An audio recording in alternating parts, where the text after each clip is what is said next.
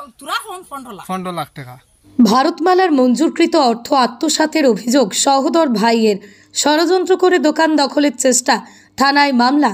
ভারতমালার সড়ক নির্মাণে ক্ষতিপূরণ পেতে সহোদর ভাইয়ের মধ্যে বিবাদ, টাকা না দেওয়ার জন্য নানা ষড়যন্ত্র করে দোকানের সম্মুখে মাটি ভরাট করে বিবাদীরা। ঘটনাটি ধলাই থানা এলাকার ভাগাবাজার রাজঘাটে। এ নিয়ে নিজ ভাইদের উপর থানায় মামলা করেন মকবির আলী। এজাহারে উল্লেখ করেন ভারতমালা সড়ক নির্মাণের ফলে ক্ষতিপূরণ বাবদ অর্থ মঞ্জুর হয়, সাথে একটি বসতগৃহের জন্য 15 লক্ষ টাকা মঞ্জুর করা হয়, কিন্তু আরিফ উদ্দিন সহ অন্যান্যরা সেই টাকা আত্মসাৎ করার ষড়যন্ত্র করেন। এতেই আপত্তি জানিয়ে জেলা ও সার্কেল অফিসে অভিযোগ জানানো হয়। তখন ভারতমালার টাকা বন্ধ হয়ে যায়।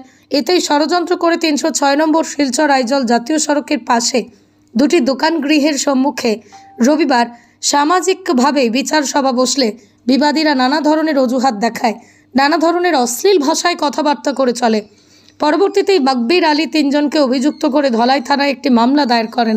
আমরা তো গড় বাড়ি সার্ভে করছে আজ থেকে 2 বছর আগে। তারা কইছেন সার্ভেত কইছেন তারা মাতিস না গো, আমি পয়সা করে যেটা গড়ের দরজার আমায় আমি দিমু, মানে ভারতমালা।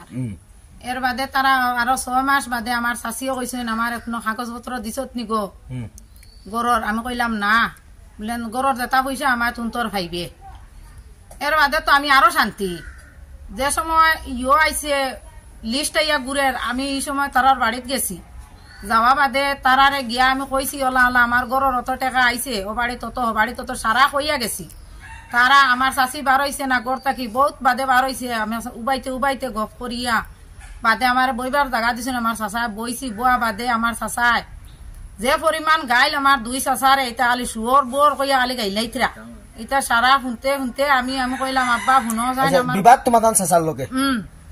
বাদে আমি কইলাম আব্বা আমার গড় অত টাকা আমাইছে, হ্যাঁ আমারে আরো গালি গালাজ কতরা হেইন আনিয়া দলাল দরি পয়সা বাড়াইতরা। আমারে কইলে না সার্ভে তারও মানুষ আইলা আরো ইয়ে করলে আমি বাড়াইলাম মনে, আমার গড়ের টাকা আরো বাড়াইলাম মনে, তুনো ভাইলেও নে।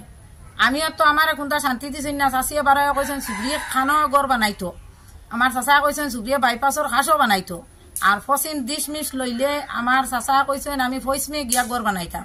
বর্তমানে ফইসমে দখল করে মানুষে খাইতরা 4-5 কি আরো বুয়া। এর বাদে তো আমি আইসি, আইয়া কোনো লাইন পাইছি না, শান্তি পাইছি না। আমি কমপ্লেন করছি। কমপ্লেন দেওয়া বাদে 7 দিন বাদে মাত কথা আন্দোলন লাগি গেছে।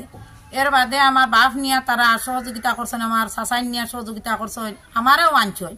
আনার পরে তারা সহযোগিতা হইয়া আমারে আনছই। আনার পরে তারা আমারে দিকার হুসার কইলে আমি মারিত যাই না, দরবারও যাই না, লড়াইত যাই না।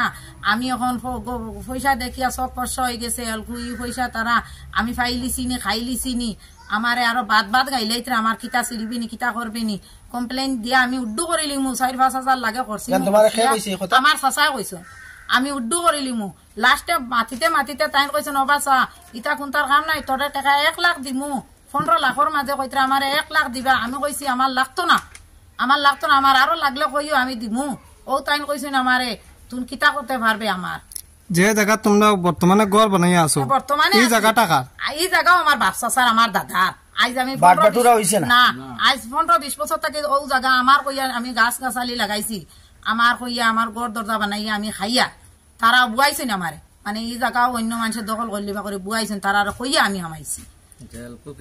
এলকু হয়েছে কি বিষয় তো ই মাত লইয়া তারা আমারে বুয়া বই বেজান ডাকইন। ই মাত লইয়া তারা বুয়া বই ওই ই টাকা তারা দিত না, আর বুয়া বই হয়েছে না। তাই কইছেন 1 লাখ দিতা। আমি কইছি আমার লাগতো না। তাই কইছেন ভাললে তুলি লাইস।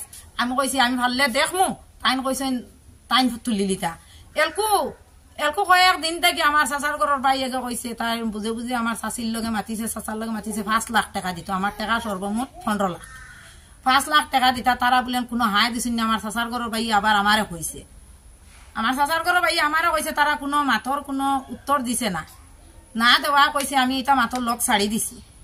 এখন তারা বুঝে আমার চাই আবার সিদ্ধান্ত করতো বুয়াইতো।